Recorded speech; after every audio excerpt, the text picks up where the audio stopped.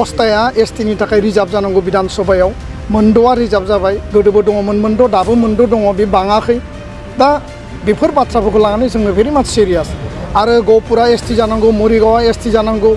डिमरियाखौ SC खालामनाय जादों जागिरदखौबो SC खालामनाय जादों नांजाबलायनाय मोननै समस्तिया बोरै एससि जानो हायो जोंखौ मेजरिटिनिफ्राय माइनरिटि खालामनाय जादों बोखाव जों जेराव डिसाइडिं फेक्टर बे फेक्टरखौ जोंखौ माने खमायनानै जोंखौ बेयाव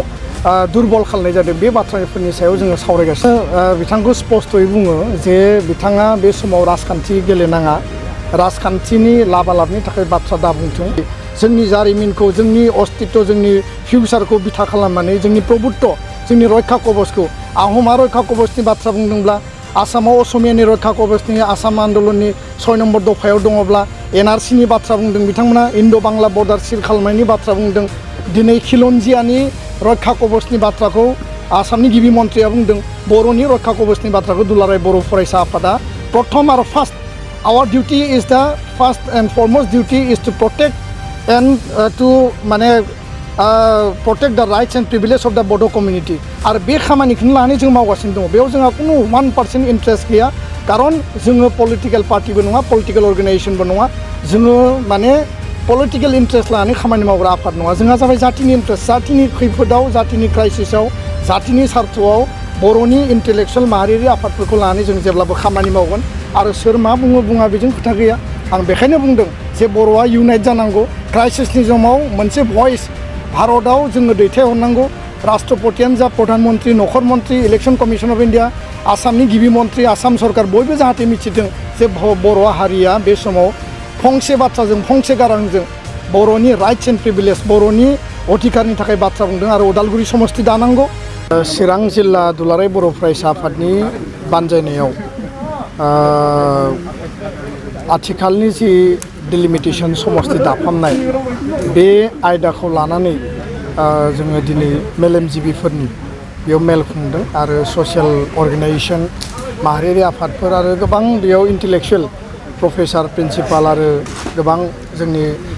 रोंगौथि गोनां जायफोरा माहारिनि फारसे जेब्लाबो माने बाथ्रा सानो बा सावरायो बिथांमोना बाहागो लाफैदों गुबै जि मोनसे जोंनि जि एजेन्डा बे एजेन्डाया जाबाय जे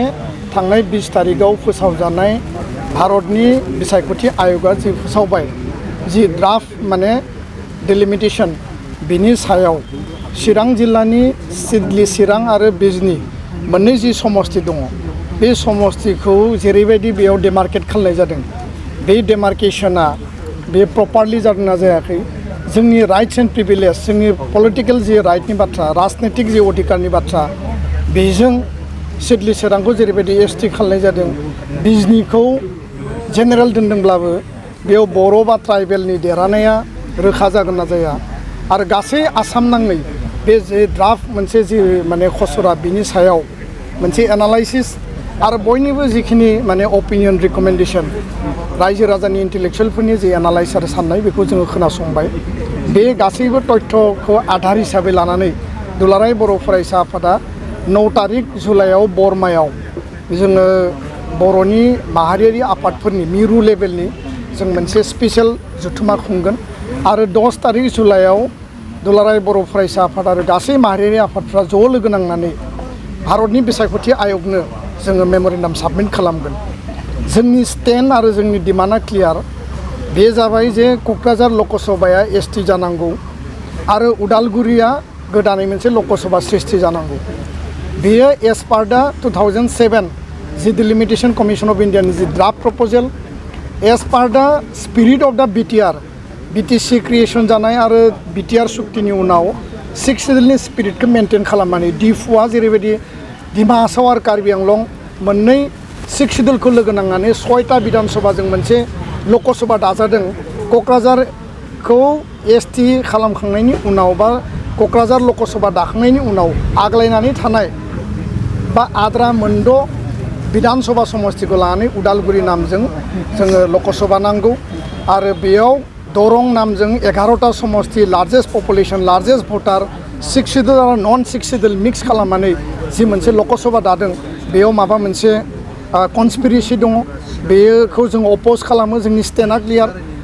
जोंनि 27 मार्च 2023 नि इलेक्शन कमिशन अफ इन्डियानो होनाय मेमोरेन्डाम आरो दिनैनि स्टेन्ड बे क्लियार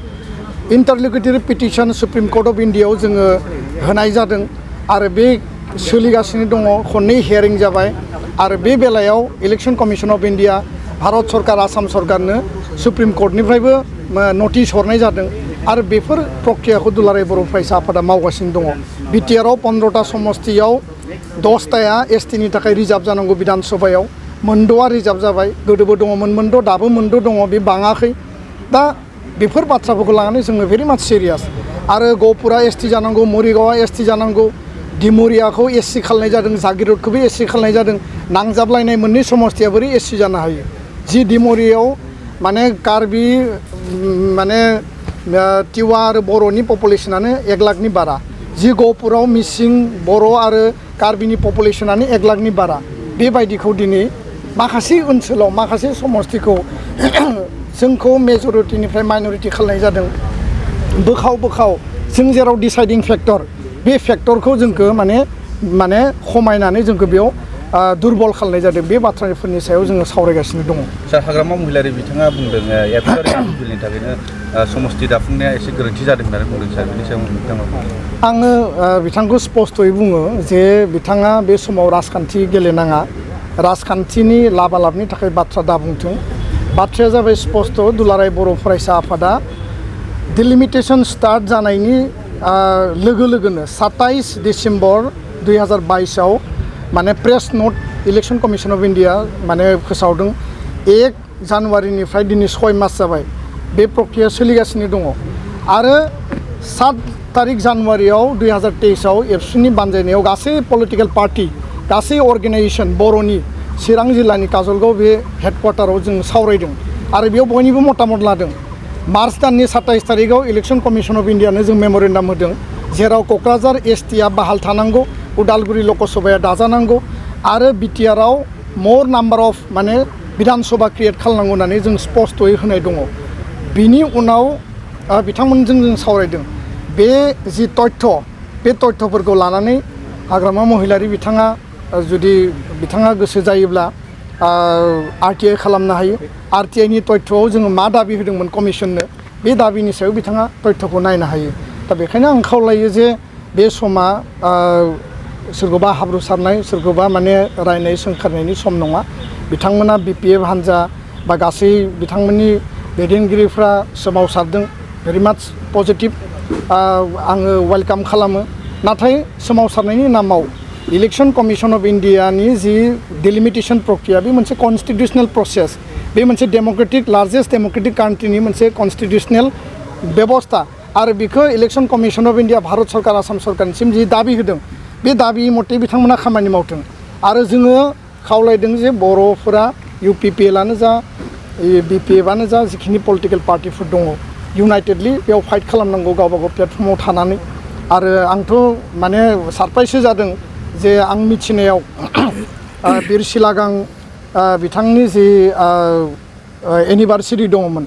बे हाबाफारियाव थांनायाव बिथांमोननि दोलोनि गोबां थांदों हाग्रामा महिलारियाबो थांदों आरो बे सानखालि सासे क'क्राझार जिल्लानि एबसुनि बिबानगिरि बिथांनि सिगाङाव हाग्रामा महिलारि बिथाङा बुंनानै थांदों जाहैबाय जे एबसुजों जोंहा रायलायनांगौ दङ डिलिमिटेसनखौ लानानै आरो ज' खामानि मावनांगौ चिरां जिल्लानि आगुनि बारग' मन्त्रि बिथांनिनो सासे माने भेरि माच नियारेस्ट जाय माने बिथांजों थाफायो बिथांनिफ्राय जोंनिसिम मोनसे खौरां माने मोनसे इनफरमेसन बा जोंखौ मोनसे आपिल खालामनाय माने खबर फैदों जे बारग' मन्त्रि बिथाङा एबसुजों रायलायनो लुबैयो डिलिमिटेसननि सायाव आंथ' भेरि माच पजिटिभ खारन जोङो बयबो पलिटिकेल पार्टिजों रायलायगोन नाथाय बिथाङा बेबायदि बुंनानै दिनै जुदि एबसुखौ टारगेट खालामनानै जुदि सोंखारियोब्ला एबसुआथ' नैबे डिलिमिटेसन प्रक्रियाजों जोंहा माने बेबायदि रिजार्भेसन थानो मा गोनां जातिनि सार्थआव बड'लेण्ड आन्दलननि सार्थखौ नायनानै जोंनि जारिमिनखौ जोंनि अस्तित्व जोंनि फिउचारखौ बिथा खालामनानै जोंनि प्रभुत्व जोंनि रैखा कबचखौ आहमा रैखा कबचनि बाथ्रा बुंदोंब्ला आसामाव असमियानि रैखा कबचनि आसाम आन्दलननि 6 नम्बर दफायाव दङब्ला NRCनि बाथ्रा बुंदों बिथांमोना इन्ड' बांला बर्डार सिल खालामनायनि बाथ्रा बुंदों दिनै खिलन्जियानि रैखा कबचनि बाथ्राखौ आसामनि गिबि मन्थ्रिया बुंदों बर'नि रक्षा कवचनि बाथ्राखौ दुलाराय बर' फरायसा आफादा प्रथम आरो first our duty is the first and foremost duty is to protect and to माने protect the rights and privileges of the Bodo community आरो बे खामानिखौनो लानानै जों मावगासिनो दङ बेयाव जोंहा खुनु 1% इन्ट्रेस्ट गैया कारन जोङो पलिटिकेल पार्टिबो नङा पलिटिकेल अर्गेनाइजेसनबो नङा जोङो माने पलिटिकेल इन्ट्रेस्ट लानानै खामानि मावग्रा आफाद नङा जोंहा जाबाय जातिनि इन्ट्रेस्ट जातिनि खैफोदाव जातिनि क्राइसिसआव जातिनि सार्थआव बर'नि इन्टेलेक्सुवेल माहारियारि आफादफोरखौ लानानै जों जेब्लाबो खामानि मावगोन आरो सोर मा बुङो बुङा बेजों खोथा गैया आं बेखायनो बुंदों जे बर'आ इउनाइट जानांगौ क्राइसिसनि समाव मोनसे भइस भारतआव जोङो दैथायहरनांगौ राष्ट्रपतियानो जा प्रधान मन्त्रि नखर मन्त्रि इलेक्सन कमिसन अफ इन्डिया आसामनि गिबि मन्त्रि आसाम सरकार बयबो जाहाथे मिथिदों जे बर' हारिया बे समाव फंसे बाथ्राजों फंसे गारांजों बर'नि राइट्स एन्ड प्रिभिलेज बर'नि अधिकारनि थाखाय बाथ्रा बुंदों आरो उदालगुरि समस्ति दानांगौ बेयाव कुनु कमप्रमाइज गैया कुनु कारनाव जोङो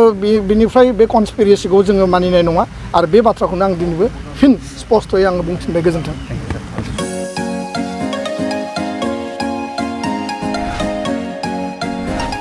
BSc हाबनो गोनां फरायसाफोरनि थाखाय गोनां फोसावथाय गसाइगाव जारागुरि गोविन्द बसुमतारी फरायसालिमायाव BA BSc डिग्रीनि मुं थिसननाया सोलिगासिनो गिबिसिन मुं थिसनहैनाय सा 150 सिम फरायसाफोरा बेसेन नाङाजासे मुं थिसननो हागोन 150 निफ्राय 200 सानि गेजेराव 75% रेहाय 201 निफ्राय 250 सिम 50% रेहाय आरो 250 निफ्राय 600 नि गेजेराव मुं थिसननायनि रांखौ 25% रेहाय होनाय जागोन जारागुरि गोविन्द बसुमतारी फरायसालिमाया बड'लेण्ड मुलुगसोलोंसालिजों गनायथि होजानाय गुनगोनां फोरोंगिरिफोरजों लोगोसे फरायसाफोरनि गाहाम सुबिदा गोनां फरायसालिमा बड' इंराजि Assamese political science history economics education philosophy sociology geography आरो मेथ्स आयदाफोरखौ लानानै फरायसाफोरा बे फरायसालिमायाव फरायनो हागोन लोगोसेयैनो फरायसाफोरा लाइब्रेरिनि सुबिदा extra curricular activities career counselling सांग्रांथियारि हाबाफारि रिविजन क्लास लोगोसे स्पोकन इंग्लिश सेल्फ डिफेन्स आरो कम्पिउटारनि उफ्रा सोलोंथायबो लानो हागोन गोनो गोथो मोनदोंब्ला दानो 9706680878 700227129 आरो